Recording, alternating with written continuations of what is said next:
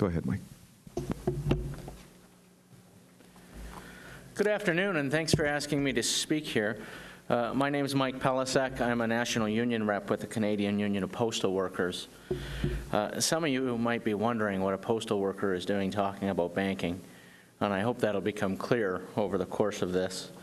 But I think it's interesting that as this forum is happening here in Toronto, the world's financial and political elite are also gathered at Davos at the World Economic Forum, and they're also talking about money, tax, and poverty. But I assure you they have a very different perspective on it than we do.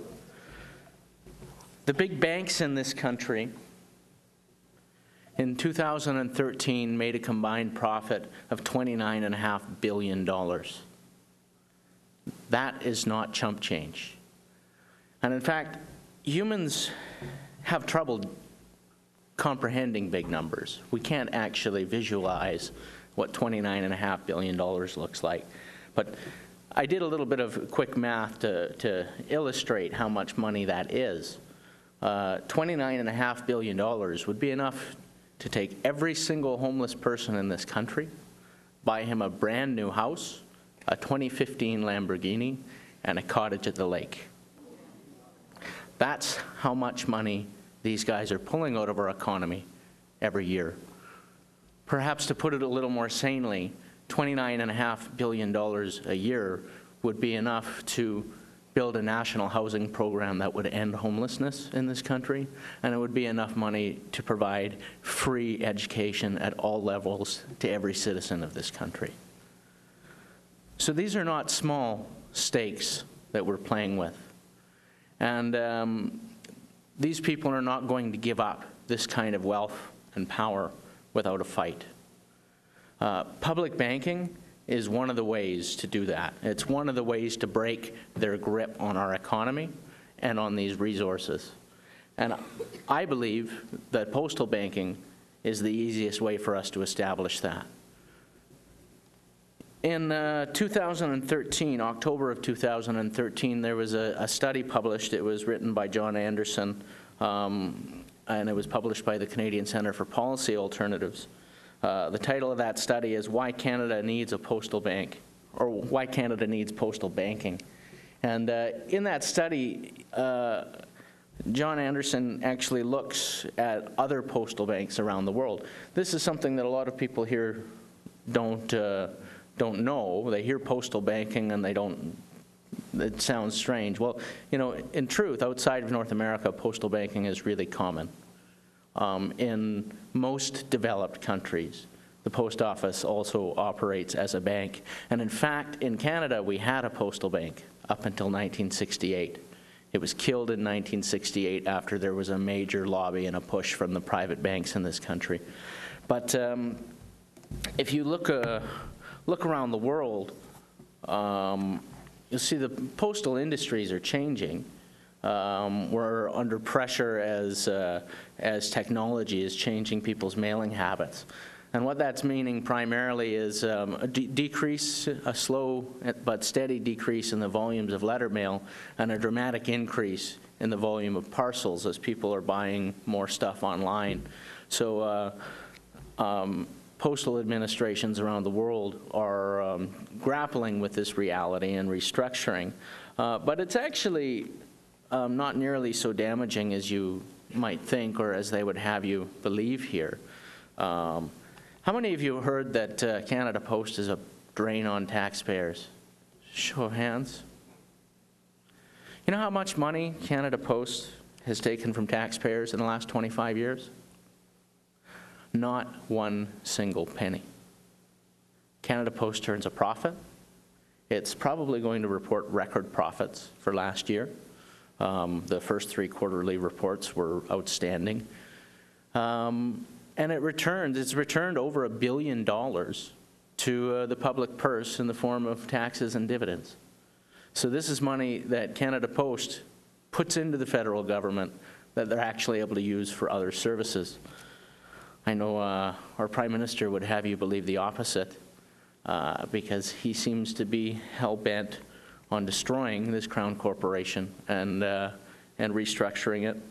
We suspect to privatize it and sell it off to his friends. And when they sell this off, they'll want to sell it off cheap. So they're creating a crisis. That's an old trick. We've seen it before. We've seen it before from these same people when they were running Mike Harris's government here in Ontario. Snowballin famously said that they needed to create a crisis in the education system in order to justify the changes. That's exactly what's being done at Canada Post. A few years ago, when Stephen Harper needed a new CEO for Canada Post, who did he hire? A man by the name of Deepak Chopra. No, not the guru guy. Spiritual guy, right? No, he hired somebody who was one of the top CEOs at Pitney Bowes. He was the head of the Canada and Latin America divisions. Pitney Bowes is the largest private mail supply company in the world. Pitney Bowes is a company that oversees the restructuring of privatizations of postal offices all over the world. What do you think their agenda is? I think it's self-explanatory. But looking at postal banking, when this study came out, and my union actually funded this study, when it was published, we also launched a campaign for postal banking in this country. And the study, takes a look at other postal banks around the world and finds that it's extremely profitable. In the UK, for example, their bank brings in 25% of the revenues of the post office. In France, that number is 36%. But in Italy, it's 67% of their total profits. 67% of the profit of the post office comes from their banking sector. It's 71% of their profit in Switzerland, and it's 70% of the profits of the post office in New Zealand. Postal banking is all over the place. And in fact, the largest savings bank in the world is Japan's postal bank. Postal banking has played a major role in international banking and can play a major role here. And one of the most important roles that I think public banking plays in a lot of countries is that it's able to able to impact the market and force certain changes. For example, in France and in the UK, ATMs, post-bank ATMs, are free to use with no fees, no matter what your bank is, for the other banks as well. Well, can you imagine how well you'd do if you had a little private ATM in the corner of a store that was charging $3 per withdrawal when there was a free one across the street at the post office? This is the reason we're paying some of the highest banking fees in the world in this country, because we have left it all to the whim of the private sector. We have let the big banks dominate this industry, and the public has no role in it. Canada Post is really well situated to expand into postal banking. To start with, there are almost 6,300 post offices across this country. If we introduced postal banking, if we introduced financial services into the post office, it would instantly be the most accessible bank in the country. There would be more post bank branches than every other bank branch in this country combined. Over the last 20 years, the big banks have closed 1,700 branches across the country. They're actually declining in the accessibility of their services at bricks and mortar operations.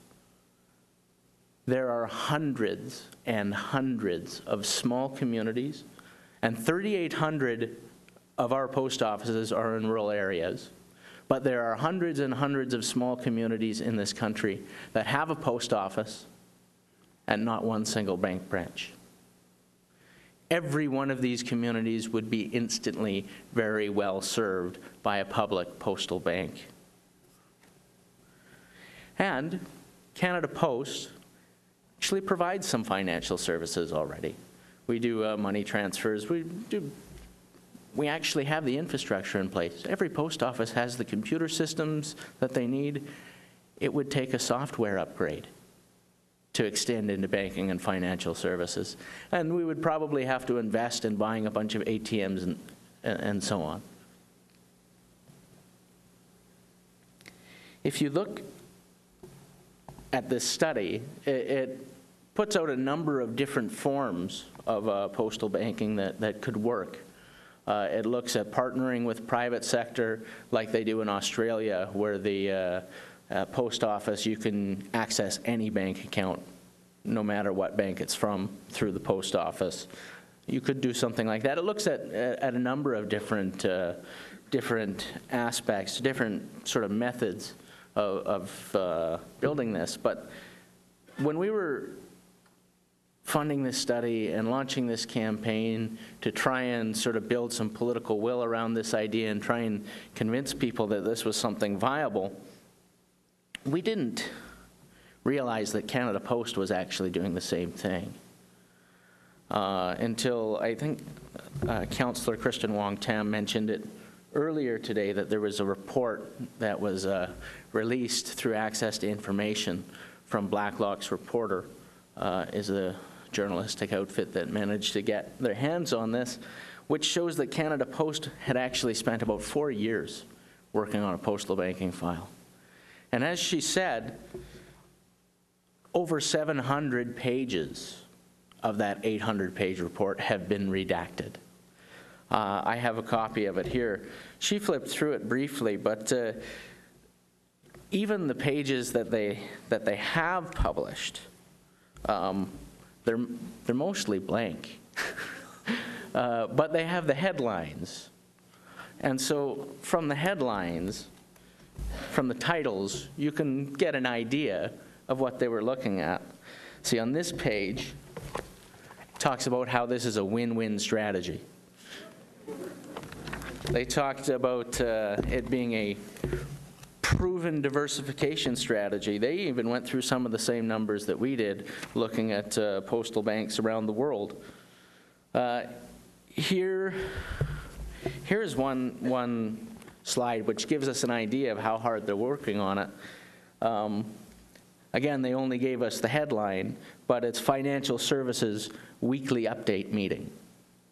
So they were meeting on this weekly for a period of years. We look through it further, and here they're doing an analysis of the retail banking sector in Canada, looking at the different banks, and they came up with a clever little title. They say that they're going to leverage a clicks and mortar operation, meaning there are online banks and there are bricks and mortar operations with physical branches. Canada Post is really well situated to do both right off the bat. So they call this clicks and mortar.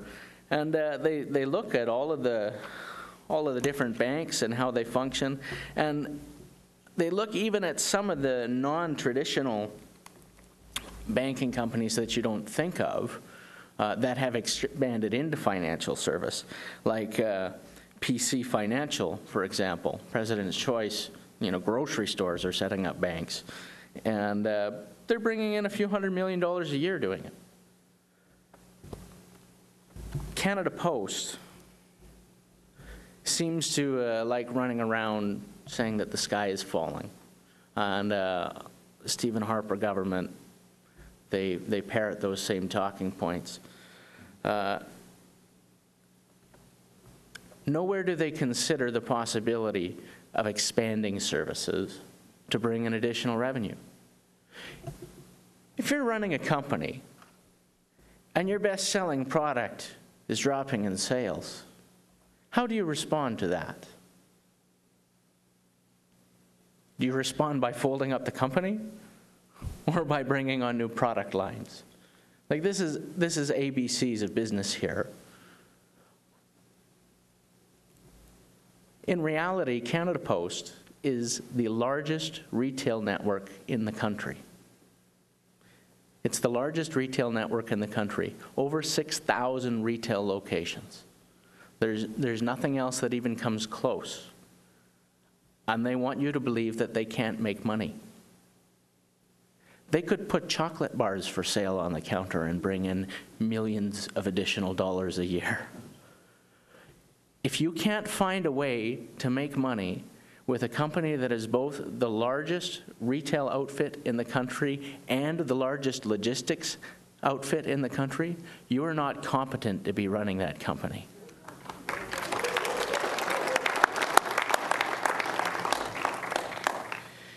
And so, as we realized that Canada Post had these same plans, and it shouldn't have been that big of a surprise because there have been a number of Canada Post CEOs that have been pushing for postal banking in the past. But so when you realize that they had this plan, that they had their proven diversification strategy, their win-win situation that could save their services, you have to ask yourself why the government decided to go ahead and try to cut door-to-door mail delivery instead. Why they're going to remove door-to-door delivery service from 5 million households. Why they would go to try to destroy 8,000 good-paying jobs. I would suggest to you that our government has the interests of the profits of the big bankers at heart, more than the service that Canadians expect from the post office. And I think that's fairly obvious. But there are some questions that we need to be asking of this government. Number one, who killed this report? Who buried it? Who gave the order in October of 2013, just a few weeks before they announced these cuts? Who gave the order to stop this? Why won't they release this full report? Why won't they release the detailed information?